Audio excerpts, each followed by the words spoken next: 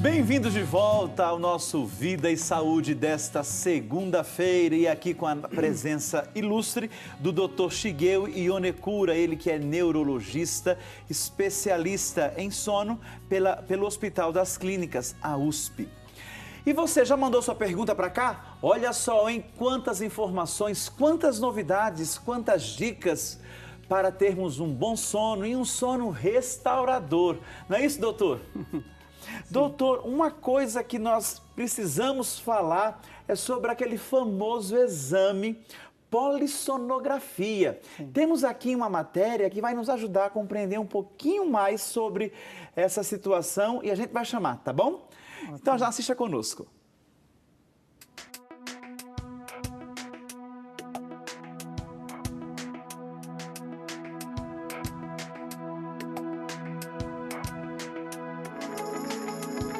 A polissonografia é um exame que consiste no registro de variáveis que acontecem durante o sono. Então, o paciente vem dormir na clínica usando uma aparelhagem que permite o monitoramento tanto da parte neurológica quanto da parte respiratória. Então, a gente analisa a parte neurológica, serve para indicar principalmente os estágios do sono, né? O sono é composto de vários estágios, então através de eletrodos, a gente consegue captar as ondas cerebrais típicas de cada estágio e saber se o paciente apresenta todos esses estágios numa proporção adequada, né? A parte respiratória, a gente analisa fluxo nasal, é uma das variáveis, o esforço respiratório também, o esforço que a pessoa faz para respirar, a oximetria, que é a monitorização do oxigênio no sangue. Todos esses dados permitem saber se a pessoa tem uma respiração normal durante o sono ou se ela apresenta ronco ou apneias, que a gente chama. Apneias são pausas respiratórias durante o sono.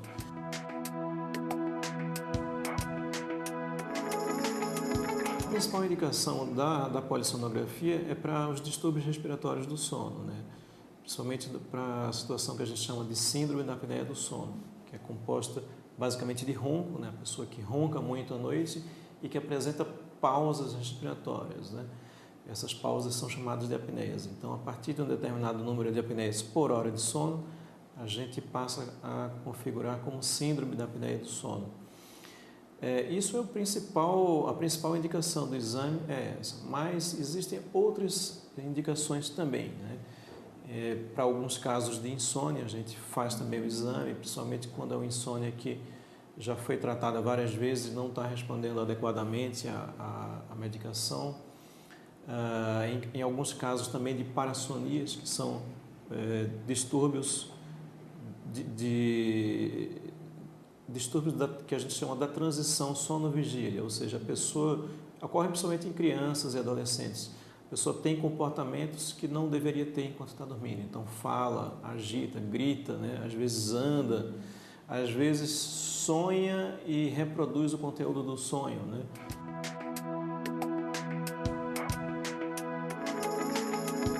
Vai depender do tipo de doença que a gente está analisando, do tipo de patologia, de situação que a gente está analisando, né? Se a suspeita é de insônia, a gente espera encontrar no exame uma baixa eficiência do sono, alterações na arquitetura do sono, que a gente fala, que é nos estágios do sono, né? Isso pode levar a pistas de como está o sono da pessoa e que medida a gente pode tomar para melhorar isso, tá?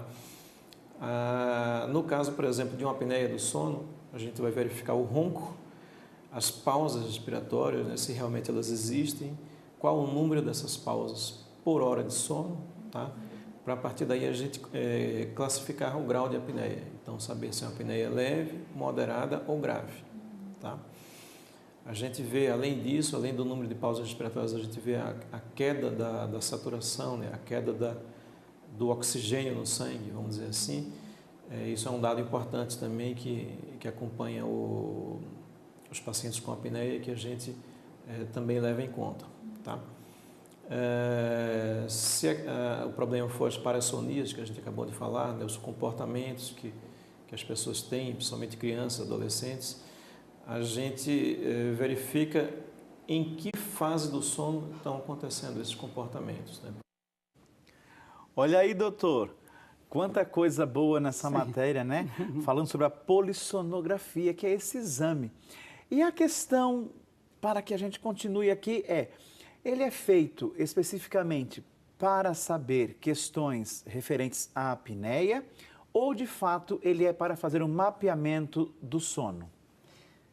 O exame da polissonografia é um exame que, só vou explicar, que pode ser feito em casa.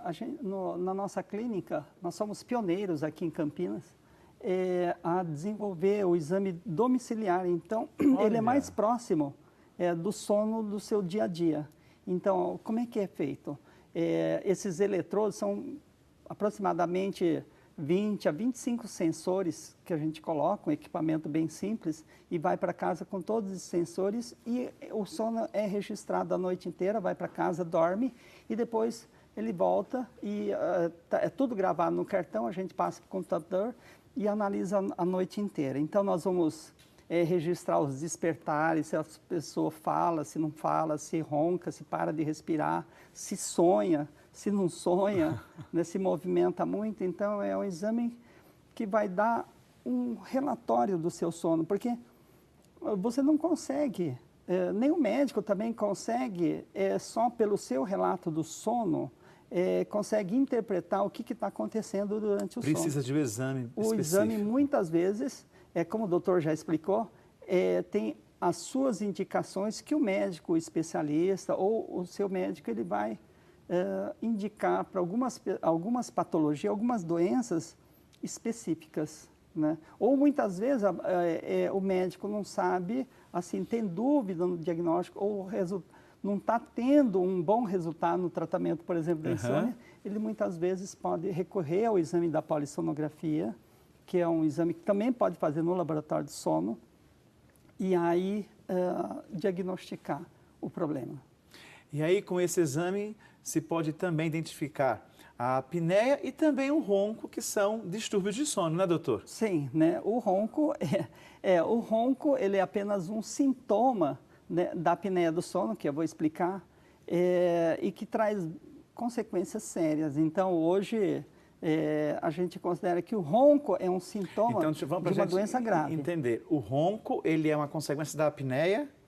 É um sintoma. O ronco é um dos sintomas da apneia. Um dos sintomas. Um dos sintomas da apneia. Então, vamos dizer que a doença seria, ou o problema seria a apneia. A apneia, exatamente. E o ronco, seria um dos sintomas, né, que está relacionado com a apneia. Todo mundo que ronca tem apneia? Não todo mundo, né? Mas 30%, 40% da população que ronca tem. Como distinguir um ronco comum, se é que o ronco é comum, sim, sim. ou um ronco... Vamos dizer, o ronco da apneia. O ronco, né? Vamos classificar o ronco que não faz mal para o organismo, só faz mal para o vizinho, ok? E o ronco que faz mal para o organismo. Para o organismo, né? O ronco que faz mal para o organismo está relacionado com a doença que se chama apneia do sono. O ronco primário, que a gente fala, ou ronco que não traz nenhuma consequência, é um ronco, vamos dizer, não maléfico. É maléfico para que... Muitas vezes a pessoa vai lá para tratar, não porque a pessoa está passando mal, mas porque a esposa não consegue dormir, sabe, né? Então, é um incômodo, né? É um incômodo muito grande, né? E aí os amigos tiram sarro, sabe, né? A família. Então, muitas vezes a pessoa vem pressionado pelos, né? Porque comentam. Né? E aí a gente está preocupado que essa pessoa tem apneia do sono e é submetida a esse exame da polissonografia. Mas o senhor falou que nos ia explicar o ronco, né? O senhor trouxe aqui algumas imagens. Sim. Vamos ver? Então, vamos lá. Por que é que a pessoa ronca? Então, vamos lá. Olha aqui. Ok, tá. Então, eu vou explicar aqui. O que está acontecendo? Aqui é uma pessoa que está dormindo, de barriga para cima, está dormindo, os olhos fechados. Aqui é a cavidade nasal por dentro, aqui é a boca, aqui é a língua, aqui é a base da língua, aqui é a úvula, que é a famosa campainha. Então, por que é que a gente só ronca à noite, quando a gente dorme, e não ronca durante o dia? Porque à noite, quando a gente dorme, relaxa a língua, relaxa essa estrutura aqui. Então, ela fica flácida. Ela ficando flácida, isso aqui vai estreitar mais. Então, o ar tenta passar e vibra, essa vibração é o ronco, ok? Então, certo. A pessoa ronca, né? Então, é a passagem do ar. Né? E também tem gente que ronca porque tem obstrução nasal também. Uhum. Então, isso pode gerar um ronco também. As pessoas obesas, né, também têm mais chance de roncar. Porque quando a gente engorda a barriga, engorda a língua, engorda a campainha, engorda a orelha, né, engorda aqui. Então, estreita mais, qualquer coisa que relaxa, cai, estreita muito e tem mais chance de roncar. Outra coisa, bebida alcoólica. As pessoas falam assim, toma cerveja, o meu marido toma cerveja e aí ronca bastante. Por quê? A bebida alcoólica não é só a cerveja, mas qualquer bebida alcoólica, ele relaxa mais a musculatura, então ele fica mais flácido. Ficando mais flácido, ele cai, estreita mais, ronca mais e pode ter mais apneia. Pessoas com hipotireoidismo. O hipotireoidismo tem uma tendência a ter mais depósito de gordura aqui na língua. Então, ele pode, né, quem tem hipotireoidismo também pode ter apneia, apesar de ser magro, né, pode ter apneia porque a língua fica maior. Então, estreita mais, ronca e pode ter mais apneia. As pessoas que têm o queixo pequeno e para trás também tendem a ter mais ronco e apneia, justamente por causa da variação anatômica que está para trás, a língua já fica para trás e à noite, quando dorme, relaxa, cai e ronca. Então, esse é o mecanismo do ronco e agora eu vou explicar o mecanismo da apneia do sono. O que é a apneia do sono? É quando a língua e a campainha, ele pega, relaxa tanto que a pessoa está roncando, para de respirar à noite. E aí ele para, o que acontece? Ele começa a cair a taxa de oxigênio, ele fica literalmente estrangulado. E aí falta oxigênio, vai caindo, o próximo passo é morrer. Ainda bem que tem um anjinho da guarda, vamos dizer assim, né? O cérebro, ele consegue detectar a mínima variação de pH, a taxa de oxigênio, então o que ele faz? Ele desperta, o cérebro desperta, como se fosse acordar mesmo. Vai contrair a língua e faz aquele barulho, parece que engasgou, mas na verdade está desengasgando, e aí a pessoa volta a respirar. E aí daqui a pouco ele está roncando, para de respirar. E o sintoma vem de novo. O sintoma vem de novo e a pessoa acorda, né, só que não lembra, e aí volta a respirar. Esses múltiplos dorme, acorda, no dia seguinte acorda quebrado. Tem muita sonolência, então acorda muito cansado. Ele falou assim, doutor, eu durmo a noite inteira, mas eu estou cansado e tem sonolência, e tem 8 vezes mais chance de sofrer acidente automobilístico. Esses múltiplos despertares também levam à pressão alta. Cerca de 80% da população que tem problema de apneia do sono vai ter pressão alta decorrente da apneia. E, consequentemente, o que acontece? Derrame cerebral, infarto agudo do miocárdio. E a arritmia cardíaca também está relacionada com a apneia em 14,5%. Então, muitas pessoas morrem dormindo porque muitas vezes tem apneia e a consequência da apneia pode levar a parada cardíaca e morte. Então, o que nós vamos fazer? Né? Para fazer o diagnóstico da apneia do sono, é necessário o exame da polissonografia, que é o exame que a pessoa... Esse exame é que detecta a apneia. Esse exame que detecta a apneia, coloca vários sensores, né? E aí, uma vez diagnosticado, nós vamos fazer o tratamento. Nós temos vários tratamentos, alguns tratamentos. Se a pessoa é obesa, vamos diminuir o peso, o que é bastante comum. Então, muitas vezes, eu tenho vários pacientes que submeteram a cirurgia bariátrica, que tinha apneia e desapareceu. Por quê? Porque diminuiu o peso. Então, se você tem um pouco de apneia ou está roncando bastante, né, converse com o seu médico, mas uma das medidas é a diminuição do peso. Ok?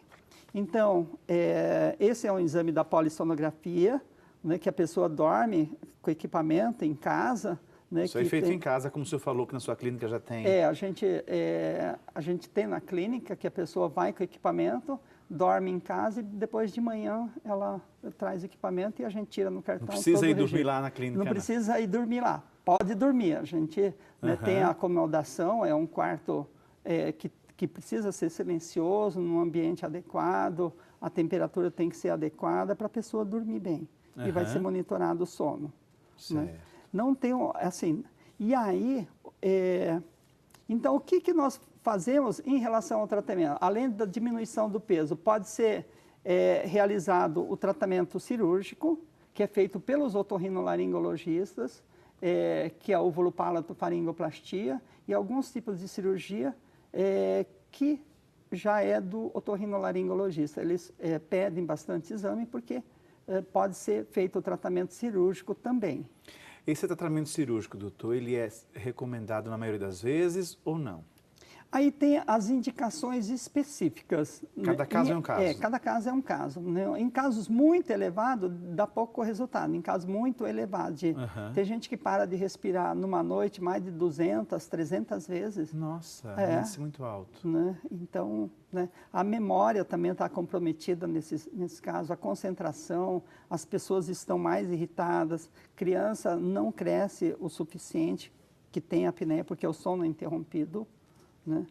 E aí, o outro tratamento é pelo CPAP. O que é o CPAP? Né? A gente pode mostrar aqui. CPAP, essa máquina. Tá. Então, vamos lá. Né?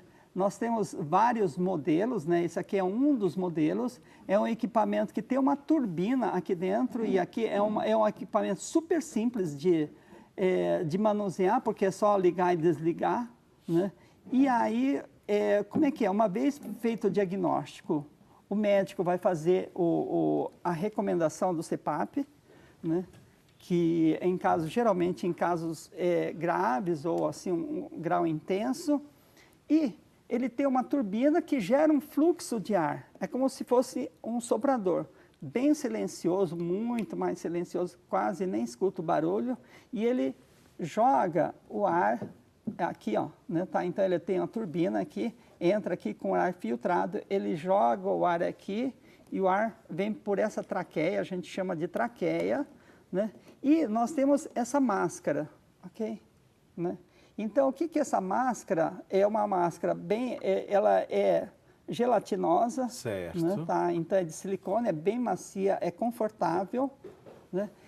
E aí como é que é feito? Né? Então, o paciente liga a máquina, né? E ele vai sair um vento.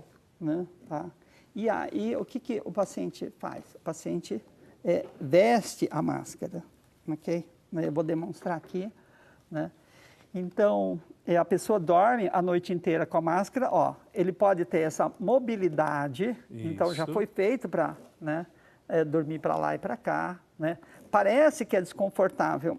Ela é no começo, né? Quem olha assim fala assim, nossa. Mas tudo se acostuma, né, doutor? Sim, tudo se acostuma. Mas daqui a pouquinho a gente volta para saber mais como usar o CPAP, hein? A noite inteira, a semana inteira, ele é ajustável ou não? Como que é? Daqui a pouquinho nós voltamos e você não sai daí porque temos mais Vida e Saúde hoje com o distúrbio do sono.